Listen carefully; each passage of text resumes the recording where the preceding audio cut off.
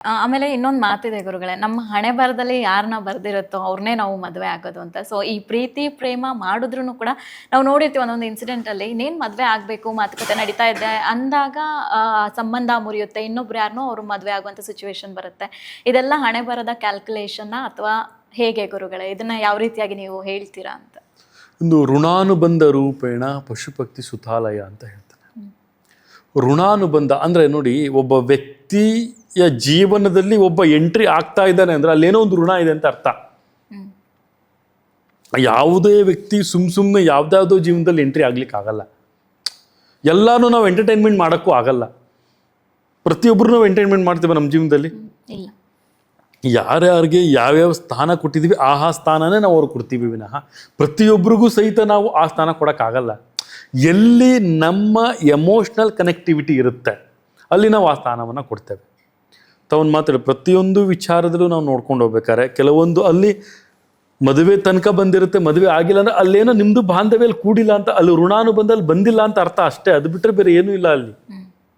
But ಅದನ್ನು ಮಾಡ್ಬೇಕಾದ್ರೆ ಎಲ್ಲೋ ಏನೋ ಸಮಸ್ಯೆ ಇದೆ. ಏನು ಸಮಸ್ಯೆ ಅಂತ ಫಸ್ಟ್ ಕಂಡುಹಿಡೀರಿ. ಈಗ ಒಂದು ಮನೆ ಕಟ್ಟಬೇಕಾದ್ರೆ ಕಬ್ಬಣ ಕರೆಕ್ಟಾಗಿಲ್ಲ ಅಂದರೆ, ಒಂದು ಸಿಮೆಂಟ್ ಕರೆಕ್ಟಾಗಿ ಹಾಕಿಲ್ಲ ಅಂದರೆ ಆ ಮನೆ ಸ್ಟ್ರಾಂಗ್ನೆಸ್ ಇರುತ್ತಾ? ಆ ಕಟ್ಟಡ ನಿರ್ಮಾಣ ಕರೆಕ್ಟಾಗಿ ಬರುತ್ತಾ? ಒಂದಲ್ಲ ಒಂದು ಕಡೆ ಅದು ಉಳುಕ್ ಬಂದು ಸ್ವಲ್ಪ ದಿನ ಚೆನ್ನಾಗಿರುತ್ತೆ, ಆಮೇಲೆ ಬಿರುಕು ಬಂದೇ ಬರುತ್ತಲ್ಲ ಗೋಡೆ. ಈಗ ಕರೆಕ್ಟಾಗಿ ನೀರನ್ನು ಹಾಯಿಸಿಲ್ಲ ಅಂದರೆ ಅದೇ ರೀತಿ ಬಾಂಧವ್ಯದ ನೀರನ್ನು ಹಾಯಿಸಿ. ಅಭಿನಾಭಾವ ಸಂಬಂಧವನ್ನು ಗಳಿಸ್ಬೇಕಂದ್ರೆ ಪರಸ್ಪರ ಗೌರವವನ್ನು ಕೊಡೋದು ಕಲೀರಿ. ಅವಾಗೇನಾಗುತ್ತೆ, ಆ ಒಂದು ಕ್ಯೂರಿಂಗ್ ಆದಂಥ ಮನೆ ಎಷ್ಟು ಸ್ಟ್ರಾಂಗ್ ಆಗಿ ನಿಂತ್ಕೊಳ್ಳುತ್ತೆ ಹಾಗೆ ನಿಮ್ಮ ಒಂದು ಬಾಂಧವ್ಯನೂ ಅಷ್ಟು ಸ್ಟ್ರಾಂಗ್ ಆಗಿ ನಿಂತ್ಕೊಳ್ಳುತ್ತೆ. ಈಗ ಎಂಗೇಜ್ಮೆಂಟ್ ಆಗ್ತಾ ಇರಲ್ಲ, ಮದುವೆ ತುಂಬ ವಿಳಂಬ ಆಗ್ತಾ ಇರುತ್ತೆ, ಮದುವೆಯಲ್ಲಿ ತುಂಬ ಸಂಕಷ್ಟವನ್ನು ಅನುಭವಿಸ್ತಾ ಇರ್ತಾರೆ, ಮತ್ತು ಅವರ ಪರ್ಸ್ನಲ್ ಲೈಫಲ್ಲೂ ತುಂಬ ಸಮಸ್ಯೆಗಳನ್ನು ಅನುಭವಿಸಿರ್ತಾರೆ. ಈಗ ಲೈಫಲ್ಲಿ ತುಂಬ ಒಂದು ಜನ ಹುಡುಗರು ಬರ್ತಾರೆ ಅಥವಾ ಹುಡುಗಿರು ಬರ್ತಾರೆ, ಯಾವುದು ಕಾನ್ಸ್ಟೆಂಟಾಗಿ ಸ್ಟೇ ಆಗಲ್ಲ. ಏನಾಗುತ್ತೆ, ಬರ್ತಾರೆ ಹೋಗ್ತಾರೆ. ಇನ್ನೇನು ಮದುವೆ ವಿಚಾರ ಬರುತ್ತೆ ಭಿನ್ನಾಭಿಪ್ರಾಯ ಬರುವಂಥದ್ದು, ವಿಳಂಬಗಳಾಗುವಂಥದ್ದು, ದಾಂಪತ್ಯದಲ್ಲಿ ಕಲಹಗಳಾಗುವಂಥದ್ದು, ಅಥವಾ ರಿಲೇಷನ್ಶಿಪ್ ಬ್ರೇಕಪ್ಸ್ ಆಗುವಂಥದ್ದು, ಈ ಥರ ಎಲ್ಲ ವಿಚಾರಗಳಾದಾಗ ಏನಾಗುತ್ತೆ, ಅಲ್ಲಿ ಎಲ್ಲೋ ಒಂದು ಸಮಸ್ಯೆ ಇದೆ ಅಂತ ಅರ್ಥನಲ್ವಾ? ಅದನ್ನ ಯಾಕೆ ತಾವು ಸೈನ್ಸಲ್ಲಿ ಅದು ತಾವು ನೋಡೋಲ್ಲ?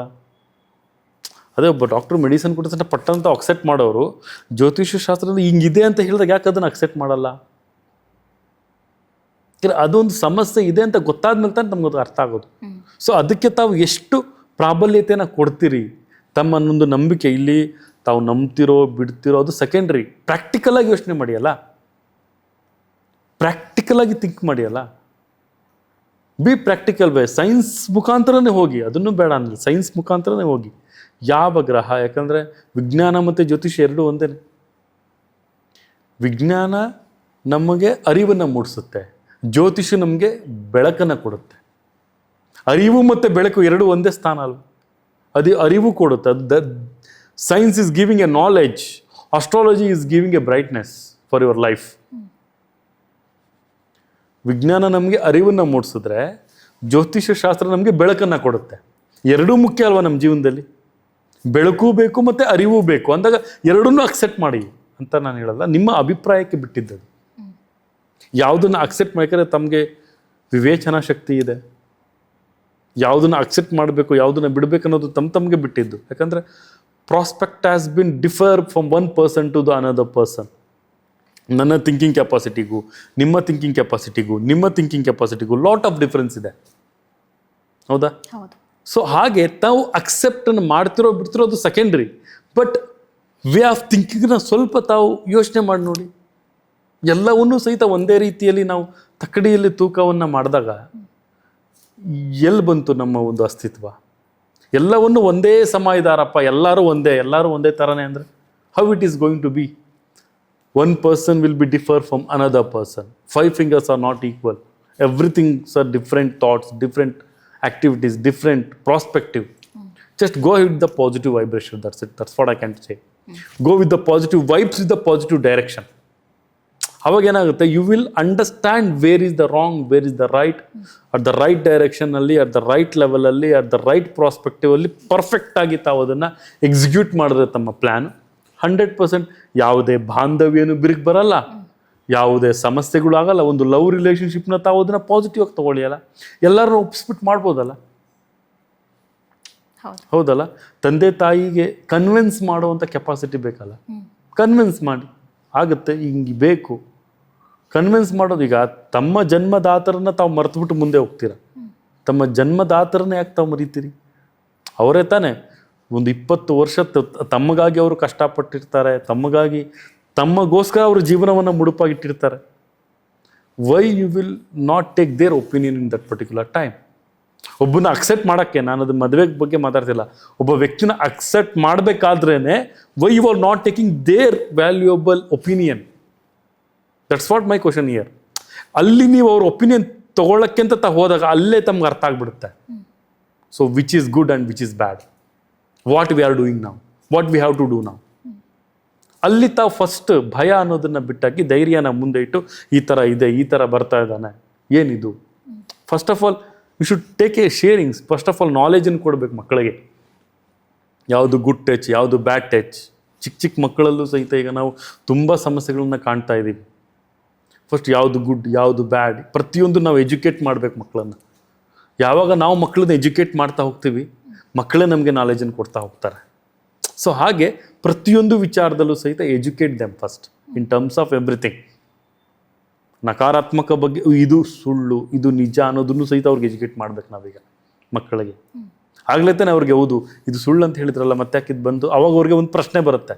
They will ask the questions, then we will give the answer for that.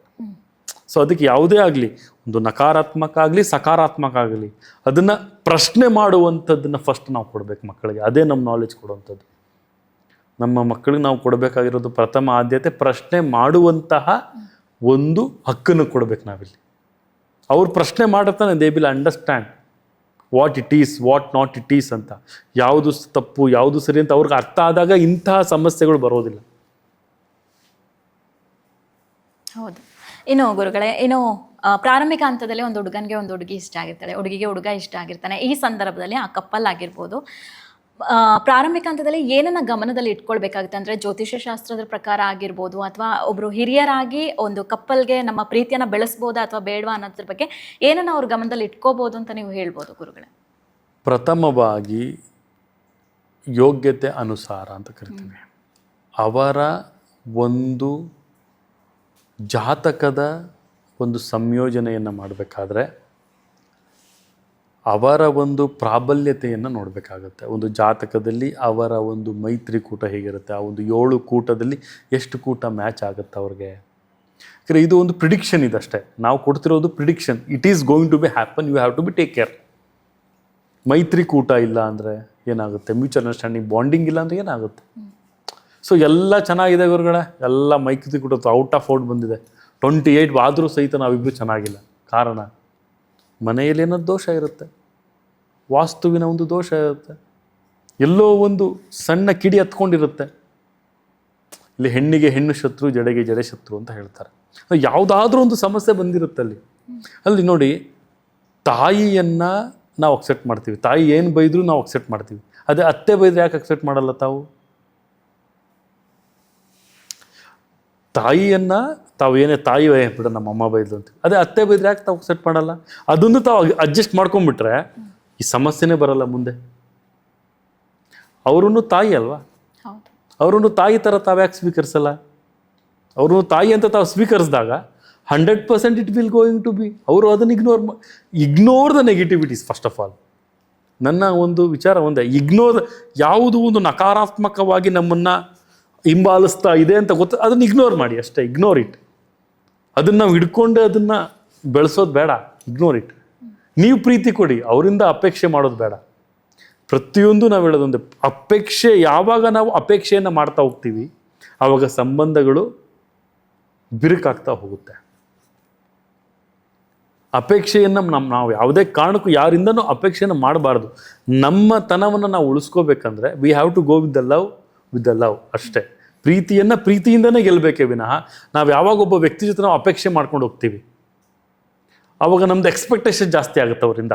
ಅವ್ರು ನಮ್ಮನ್ನು ಹಿಂಗೆ ನೋಡಬೇಕು, ಅವ್ರು ನಮ್ಮನ್ನು ಇದೇ ರೀತಿ ಫಾಲೋ ಮಾಡಬೇಕು, ಅವ್ರು ನಮ್ಗೆ ಇದೇ ರೀತಿ ಬೆಲೆ ಕೊಡಬೇಕು, ಅವ್ರು ನಮ್ಗೆ ಇದೇ ರೀತಿ ಇರಬೇಕು ಅನ್ನೋದನ್ನ ನಾವು ಅಪೇಕ್ಷೆ ಮಾಡ್ತಾ ಯಾವಾಗ ಹೋಗ್ತೀವಿ ಆವಾಗ ಏನಾಗ್ತಾ ಹೋಗುತ್ತೆ, ನಮ್ಮ ವ್ಯಾಲ್ಯೂ ನಾವು ಕಡಿಮೆ ಮಾಡ್ತಾ ಹೋಗ್ತಾ ಇರ್ತೀವಿ.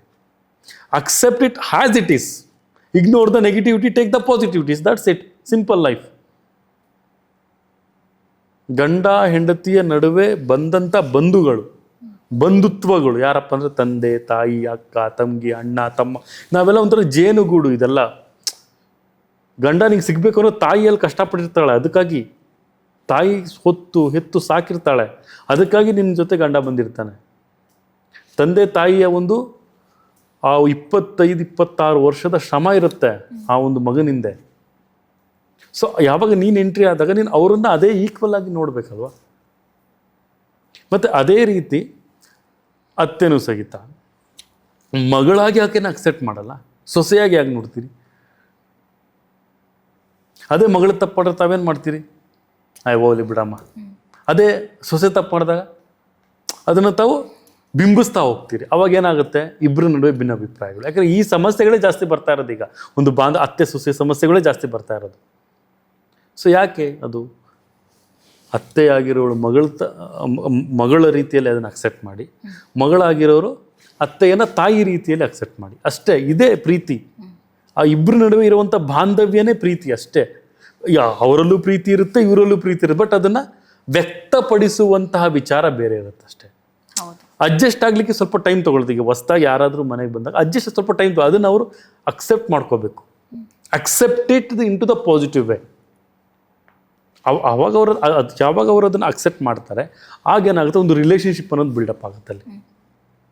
They treat as a mother, not mother in law. ಅರ್ಥ ಆಗ್ತದೆ? ಇದೇ ಬಾಂಧವ್ಯ. There is a lot of difference ಆಯ್ತಲ್ಲಿ. ಮದರ್ ಇನ್ ಲಾ, ಮದರ್, ಅಮ್ಮ, ಅತ್ತೆ, ಲಾಟ್ ಆಫ್ ಡಿಫ್ರೆನ್ಸ್ ಆಯಿತು. ತಾಯಿಗೆ ನಾವು ಎಷ್ಟು ಗೌರವಕ್ಕೋ ಅದೇ ರೀತಿ ಅತ್ತೆಗೂ ಸಹಿತ ಗೌರವ ಕೊಡಲೇಬೇಕಾಗತ್ತೆ. ಅದೇ ರೀತಿ ಮಗಳಿಗೆ ನೀವೆಷ್ಟು ಗೌರವ ಕೊಡ್ತಾರೆ, ಅದೇ ರೀತಿ ಮಗಳಿಗೂ ಸಹಿತ ತಾವು ಗೌರವ ಕೊಡಲೇಬೇಕಾಗುತ್ತೆ. ಅತ್ತೆ ಸೊಸೆ ಇಬ್ಬರೂ ಸಹಿತ ಚೆನ್ನಾಗಿದ್ದರೆ ಬಾಂಧವ್ಯ ಚೆನ್ನಾಗಿರುತ್ತೆ. ಹಾಗೆ ನಮ್ಮ ವಾಸ್ತುವಿನಲ್ಲೂ ನಾವು ನೋಡಿದ್ರೆ ಅಡುಗೆ ಮನೆ ಚೆನ್ನಾಗಿದ್ದರೆ ಮನೆಯ ಯಜಮಾನ ಚೆನ್ನಾಗಿರ್ತಾನೆ.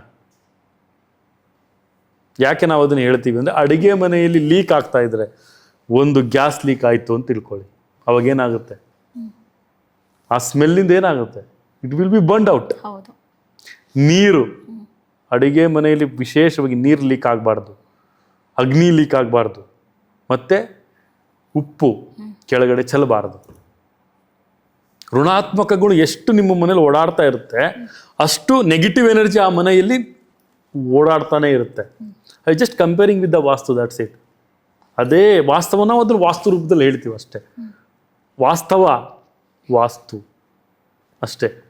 ಸೊ ನಾವೇನು ಅದೇ ಒಂದು ವಾಸ್ತುವಿನ ವಿಚಾರದಲ್ಲಿ ನೋಡಿದಾಗ ಅಡುಗೆ ಮನೆಯಲ್ಲಿ ಆಗುವಂತಹ ಕೆಲವೊಂದು ಮೇಯ್ನ್ ಅಡುಗೆ ಮನೆ, ಫಸ್ಟು ಅಡುಗೆ ಮನೆ ಯಾವ ಡೈರೆಕ್ಷನಲ್ಲಿದೆ? ಸೌತ್ ಈಸ್ಟ್ ಕಾರ್ನರಲ್ಲಿ ಇರಬೇಕು. ಅದೇ ಪ್ರಥಮ ವಾಸ್ತು. ಎರಡನೇ ಆಪ್ಷನ್ ವಾಯುವ್ಯ ಕೊಡ್ತೀವಿ ನಾವು. ಮೊದಲನೇ ಆಪ್ಷನ್ ಅದು ಇಂಪಾರ್ಟೆಂಟ್ ಆಗಿದೆ. ಅಲ್ಲಿ ಬಾಂಧವ್ಯಗಳು ಗಟ್ಟಿಯಾಗಿ, ಅಡುಗೆ ಮನೆ ಬಾಂಧವ್ಯ ಗಟ್ಟಿಯಾಗಿತ್ತು ಅಂದರೆ ಮನೆ ಯಜಮಾನನ ಸಂಪತ್ತು ಚೆನ್ನಾಗಿರುತ್ತೆ, ಆರೋಗ್ಯ ಚೆನ್ನಾಗಿರುತ್ತೆ, ಆಯುಷು ಚೆನ್ನಾಗಿರುತ್ತೆ, ಮನೆಯಲ್ಲಿ ಸುಖ ಶಾಂತಿ ನೆಮ್ಮದಿ ಎಲ್ಲ ಚೆನ್ನಾಗಿರುತ್ತೆ. ಅಡುಗೆ ಮನೆಯಲ್ಲಿ ಸಮಸ್ಯೆ ಬಂತು ಅಂದರೆ ಎಲ್ಲ ಡೌನ್ ಟ್ರೆಂಡ್ ಆಗುತ್ತೆ. ಹೌದಲ್ಲಮ್ಮ? ಹೌದು. ಹಾಗಿದ್ರೆ ಗುರುಗಳೇ, ಈಗ ಮದುವೆ ಆಗಿ ಒಂದು ಹೊಸ ಕಪ್ಪಲ್ ಬಂದಿರ್ತಾರೆ, ಹೊಸದಾಗಿ ಮನೆಯನ್ನು ನೋಡಬೇಕಾಗುತ್ತೆ. ಮನೆ ನೋಡುವಂಥ ಸಂದರ್ಭದಲ್ಲಿ ಬೆಂಗಳೂರಂಥ ನಗರದಲ್ಲಿ ವಾಸ್ತುಗೆ ಸರಿಯಾದಂಥ ಮನೆಗಳು ಸಿಗೋದು ತುಂಬಾ ಕಷ್ಟ. ಹೀಗಿದ್ದಾಗ ಪ್ರಮುಖವಾಗಿ ಆ ಕಪ್ಪಲ್ ಏನು ಮಾಡಬೇಕಾಗುತ್ತೆ ಅಂದರೆ, ಒಬ್ಬರು ವಾಸ್ತು ತಜ್ಞರನ್ನು ಕರ್ಕೊಂಡ್ಬಂದು ನೋಡಿಸ್ಬೇಕಾ, ಅಥವಾ ಹೇಗೆ ಆ ಸ್ಟೆಪ್ಸ್ಗಳನ್ನ ತಗೊಳ್ಳೋದು ಗುರುಗಳೇ? ಪ್ರಥಮವಾಗಿ ಅರ್ಥ ಮಾಡ್ಕೋಬೇಕು, ಆ ಮನೆಯಲ್ಲಿ ಏನಾದರೂ ವಾಸ್ತು ದೋಷಗಳಿದಾವ ಅಂತ. ಅದು ಹೇಗೆ ಗೊತ್ತಾಗುತ್ತೆ? ನುರಿತ ಜ್ಯೋತಿಷ್ಯರಲ್ಲಿ ಅಥವಾ ನುರಿತ ವಾಸ್ತು ತಜ್ಞರಲ್ಲಿ ತಮ್ಮ ಒಂದು ಮನೆಯ ಬ್ಲೂ ಪ್ರಿಂಟ್ ಇರ್ಬೋದು, ಅಥವಾ ಅವರನ್ನೇ ಮನೆಗೆ ಕರೆಸೋದಿರ್ಬೋದು. ಈ ಥರ ಒಂದು ವಾಸ್ತುವಿನ ಒಂದು ಪರಿಶೀಲನೆ ಮಾಡಿದಾಗ ಆಯಾ ಜಾಗದಲ್ಲಿ ಆಯಾ ವಸ್ತುಗಳಿದ್ದಾಗ, ನೋಡಿ ಈಗ ಭೀಮ್ ಏನಾದರೂ ಮಧ್ಯದಲ್ಲಿದ್ದು ಅಥವಾ ಸ್ಥೂಲ ಬಂದಿದ್ದರೆ ಅಂತಹ ಸಂದರ್ಭ ಆ ಮನೆಯಲ್ಲಿ ಏನಾಗುತ್ತೆ? ಜಗಳಗಳು ಜಾಸ್ತಿ ಆಗ್ತಾ ಇರುತ್ತೆ. ಯಾರಾದರೂ ಹಿರಿಯರಿಗೆ, ಪಿತೃಕಾರಕರಿಗೆ ಆರೋಗ್ಯದ ಸಮಸ್ಯೆಗಳು ಬರುವಂಥದ್ದಾಗಿರುತ್ತೆ. ಹೀಗೆ ಪ್ರತಿಯೊಂದು ವಿಚಾರದಲ್ಲೂ ಸಹಿತ ಒಂದೊಂದು ಅಂಶಗಳನ್ನು ತೆಗೆದುಕೊಳ್ಬೋದು. ಅಥವಾ ತಾವು ಮಲಗುವಂಥ ಕೋಣೆ, ಉತ್ತರ ದಿಕ್ಕಿನಿಗೆ ಅವ್ರು ಏನಾದ್ರು ಮಲಗಿದರೆ ಅವ್ರಿಗೆ ಕೆಟ್ಟ ಕೆಟ್ಟ ಸ್ವಪ್ನಗಳು ಬೀಳುವಂಥದ್ದು, ಆಯುಷ್ ಬಲ ಕಮ್ಮಿ ಆಗುವಂಥದ್ದು. ಹೀಗೆ ಪ್ರತಿಯೊಂದು ವಿಚಾರವನ್ನು, ಮತ್ತು ಆ ಒಂದು ರೂಮ್, ಆ ಒಂದು ಮಲಗುವಂತಹ ಒಂದು ಕೋಣೆಯಲ್ಲಿ ಅವರು ಯಾವ ರೀತಿ ಕಲರನ್ನು ಅವರು ಯೂಸ್ ಮಾಡಿರ್ತಾರೆ ಅದನ್ನು ಸಹಿತ ನಾವಿಲ್ಲಿ ನೋಡಬೇಕಾಗುತ್ತೆ. ಮತ್ತು ಅವರ ಒಂದು ಹಾಲಿಗೆ ಯಾವ ಒಂದು ಕಲರನ್ನು ಅವರು ಯೂಸ್ ಮಾಡಿರ್ತಾರೆ. ಹೀಗೆ ಪ್ರತಿಯೊಂದು ಅವರೊಂದು ಹಾಲ್ ಎಷ್ಟು ವಿಶಾಲವಾಗಿರುತ್ತೆ, ಫಸ್ಟ್ ಆಫ್ ಆಲ್ ದೇವ್ರ ಮನೆಯೇ ಇರಲ್ಲ ಕೆಲವೊಂದು ಮನೆಗಳಲ್ಲಿ. ನಾವು ದೇವರೇ ಅಂತ ನಾವು ಪ್ರತಿನಿತ್ಯ ನಮ್ಮ ಒಂದು ಹಿಂದೂ ಸನಾತನ ಧರ್ಮದಲ್ಲಿ ಪ್ರತಿನಿತ್ಯ ನಾವು ದೇವರನ್ನ ನಾವು ಪೂಜೆಯನ್ನು ಮಾಡ್ತೀವಿ. ಎಲ್ಲಿ ಪೂಜೆ ಮಾಡ್ತೀವಿ? ಒಂದು ಗೂಡನ್ನು ಕಟ್ತಾ ನಮ್ಮ ಒಂದು ಮನಸ್ಸಲ್ಲೇ ನಾವು ಗೂಡು ಕಟ್ತೀವಿ. ನಾವು ಮನೆ ಕಟ್ಟಬೇಕಾದ್ರೆ ದೇವ್ರಿಗೆ ಯಾಕೆ ನಾವು ಗೂಡು ಕಟ್ಟಲ್ಲ? ಮನಸ್ಸಲ್ಲಿ ಗೂಡು ಕಟ್ಟಿ ದೇವರನ್ನ ಪ್ರಾರ್ಥನೆಯನ್ನು ಮಾಡ್ತೀವಿ. ದೇವರೇ ಕಷ್ಟ ಬಂದ್ಬಿಡ್ತಪ್ಪ, ನನಗೆ ಹೆಂಗಾರು ಮಾಡಿ ಅದನ್ನು ಸಾಲ್ವ್ ಮಾಡಪ್ಪ ಅಂತ. ಬಟ್ ಅದೇ ಮನೆ ಕಟ್ಟಬೇಕಾದ್ರೆ ಯಾಕೆ ಆ ಗೂಡನ್ನು ಕಟ್ಲಿಕ್ಕೆ ತಾವು ಯಾಕೆ ಯೋಚನೆ ಮಾಡ್ತೀರಿ? ಫಸ್ಟು ದೇವರಿಗಾಗಿ ಮೀಸಲಿಡುವ ಒಂದು ಗೂಡನ್ನು ಕಟ್ಟಿ ಫಸ್ಟ್. ಅದು ಪಾಸಿಟಿವ್ ಎನರ್ಜಿನ ಉತ್ಪತ್ತಿ ಮಾಡುತ್ತೆ. ಕುಲದೇವತೆಯ ಆರಾಧನೆಯನ್ನು ಮಾಡ್ಕೊಳ್ಳಿ. ಆ ಮನೆಯಲ್ಲಿ ವಾಸ್ತು ಶಾಂತಿಯನ್ನು ಮಾಡಿಸಿ, ಕ್ರಿಸ್ಟಲ್ಗಳನ್ನು ಹಾಕುವಂಥದ್ದು, ಏನಾದ್ರು ಒಂದು ಪರಿಹಾರಗಳು ಇದ್ದೇ ಇರ್ತವೆ. ಸೊ ಇದು ಒಂದು ನಂಬಿಕೆ. ಇದನ್ನು ಹಾಕಿದ್ರೆ ನನಗೆ ಒಂದು ಸಮಸ್ಯೆಗಳು ಬಗೆಹರಿಬಹುದು ಅನ್ನುವಂಥ ನಂಬಿಕೆ. ಅದೇ ಡಾಕ್ಟ್ರು ನಿಮಗೆ ಒಂದು ಮೆಡಿಸಿನ್ ಕೊಟ್ಟಾಗ ಒಂದು ನಂಬಿಕೆಯಿಂದ ತಾವು ತೆಗೆದುಕೊಳ್ತೀರಿ, ಈ ಒಂದು ಮಾತ್ರೆಯಿಂದ ನನಗೆ ಸಮಸ್ಯೆಗಳು ದೂರ ಆಗುತ್ತೆ ಅನ್ನುವಂಥ ಒಂದು ನಂಬಿಕೆ. ಅದೇ ರೀತಿಯಲ್ಲೂ ಸಹಿತ ಒಂದು ದೃಢ ನಂಬಿಕೆ ಇಟ್ಕೊಂಡು ನಾವು ಕೆಲಸ ಕಾರ್ಯಗಳನ್ನು ಮಾಡಿದಾಗ ಯಶಸ್ಸು ಕಟ್ಟಿಟ್ಟ ಬುತ್ತಿ. ಗಂಡನಿಗೆ ಮಂತ್ರಿಯಾಗಿ, ಆಗ ಆ ಗಂಡ ನಿನಗೆ ರಾಜನಾಗಿ ರಾಜ್ಯವನ್ನು ಚೆನ್ನಾಗಿ ಆಳ್ತಾನೆ. ರಾಣಿಯ ಸ್ಥಾನವನ್ನು ಸಹಿತ ನಿಮಗೆ ಸಿಗುತ್ತೆ. ಪ್ರೀತಿಯಿಂದ ಪ್ರೀತಿಯನ್ನು ಗೆಲ್ಲಿ. ಪ್ರತಿಯೊಂದು ಬಾಂಧವ್ಯಕ್ಕೆ ಬೇಕಾಗಿರೋದೇನಪ್ಪ ಅಂದರೆ ಮೌಲ್ಯಗಳು, ಗೌರವ ಅನ್ನುವಂಥ ಮೌಲ್ಯ. ಈಗಿನ ಟ್ರೆಂಡಿಗೆ ಇಬ್ಬರು ಪರಸ್ಪರ ಗೌರವ, ಪರಸ್ಪರ ಸಮಾನುಭೂತಿಯಾಗಿ ಬರ್ತಾ ಇದೆಯಲ್ಲ, ಅದೇ ಬಾಂಧವ್ಯದ ಒಂದು ನಂಟನ್ನು ನಾವು ಬೆಳೆಸ್ಬೇಕಂದ್ರೆ ಪರಸ್ಪರ ಗೌರವವಿರಲಿ, ಪರಸ್ಪರ ಅನುಯಾಯ ವಿಚಾರಗಳಿರಲಿ, ಪರಸ್ಪರ ಬಾಂಧವ್ಯ ಇರಲಿ. ಈಗ ಅವ್ರ ಅತ್ತೆ ಮಾವನಿಗೂ ನೀನು ಗೌರವ ಕೊಡಬೇಕು, ನಿನ್ನ ಅತ್ತೆ ಮಾವನಿಗೂ ಅವರೂ ಗೌರವ. ಆವಾಗಲೇ ತಾನೇ ಅದು ಬಾಂಧವ್ಯ ಬರೋದು. ತಂದೆ ತಾಯಿ ಇಬ್ರಿಗೂ ಸಹಿತ ತಂದೆ ತಾಯಿನೇ ಆಗಿರಬೇಕು, ಇಬ್ರಿಗೂ ಗೌರವ ಕೊಡಬೇಕು. ಆಗಲೇ ಆ ಬಾಂಧವ್ಯ ಇನ್ನೂ ಚೆನ್ನಾಗಿರುತ್ತೆ. ಹೌದು. ಅಂದರೆ ಇವಾಗ ಈ ವಾಸ್ತು ಅನ್ನೋಂಥದ್ದು ದಂಪತಿಗಳು ಇರುವಂತಹ ಬಾಡಿಗೆ ಮನೆಗೂ ಅನ್ವಯ ಆಗುತ್ತಾ ಗುರುಗಳೇ? ಅಂದರೆ ಬಾಡಿಗೆ ಮನೇಲೂ ಇಷ್ಟೆಲ್ಲ ಮಾಡಬೇಕಾ ಅಂತ? ಪ್ರತಿಯೊಂದು ವಿಚಾರದ, ಯಾಕಂದರೆ ಬಾಡಿಗೆ ಮನೆಯಲ್ಲಿ ತಾವು ವಾಸವಾಗಿರಲ್ವಾ, ಪ್ರತಿನಿತ್ಯ ತಾವು ದಿನ ಚಟುವಟಿಕೆ ಬಾಡಿಗೆ ಮನೆಯಿಂದಲೇ ಸ್ಟಾರ್ಟ್ ಆಗಲ್ವಾ? ಪ್ರತಿಯೊಂದು ಮನೆಗೂ ವಾಸ್ತು ಇಂಪಾರ್ಟೆಂಟ್. ಅದು ಬಾಡಿಗೆ ಆಗಿರಲಿ, ಸ್ವಂತದ್ದಾಗಿರಲಿ.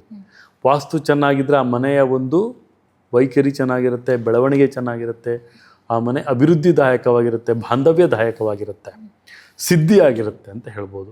ಸಿದ್ಧಿ ಅಂದರೆ ಎಲ್ಲ ಅನುಷ್ಠಾನಗಳನ್ನು ಒಂದು ಬಾಂಧವ್ಯದ ರೂಪದಲ್ಲಿ, ಒಂದು ಮದುವೆ ಅಂದ್ರೇ ಒಂದು ಬಾಂಧವ್ಯ. ಆ ಬಾಂಧವ್ಯ ಅನ್ನುವಂತಹ 3 ಅಕ್ಷರವನ್ನು ಮದುವೆ ಎನ್ನುವಂತಹ 3 ಗಂಟಿನಲ್ಲಿ ಹಾಕ್ತೇವೆ. ಹೌದಾ? ಸೊ ಅದು ಲೈಫ್ ಟೈಮ್ ರಿಲೇಷನ್ಶಿಪ್. ಸೊ ಅದಕ್ಕೆ ನಾನು ಹೇಳೋದು, ಈ ಸಿಚುವೇಶನ್ಶಿಪ್ಪು ಏನೇನೋ ಶಿಪ್ಗಳಿದ್ದಾವೆ ಅದನ್ನೆಲ್ಲ ಫಸ್ಟ್ ಕಿತ್ತು ಬಿಸಾಕಿ ಲಾಂಗ್ ಟರ್ಮ್ ರಿಲೇಷನ್ಶಿಪ್ ಬಗ್ಗೆ ಯೋಚನೆ ಮಾಡಿ. Whether if I am going to this person, whether I may get a well good settled, whether he may get well good settled. ಯಾಕಂದರೆ ಒಂದು ಜೀವನವನ್ನು ನಡೆಸಬೇಕು ಅಂದರೆ ತಮ್ಮನ್ನು ಮಾರ್ಗದರ್ಶಕರಾಗಿ ಇನ್ನೊಬ್ರು ಹಿಂಬಾಲಿಸ್ಬೇಕು ವಿನಃ ತಮ್ಮಿಂದರ ಹೋಗ್ಬಿಟ್ಟು ಹಾಳಾದ್ರಪ್ಪ ಅಂದ್ಬಿಟ್ಟು ಇನ್ನೊಬ್ಬರು ಹಾಳಾಗಬಾರ್ದು. ಸೊ ಹಾಗೆ ಪ್ರತಿಯೊಂದು ವಿಚಾರಗಳನ್ನು ವಿನಿಮಯ ಮಾಡ್ಕೊಂಡು ಹೋಗ್ಬೇಕು.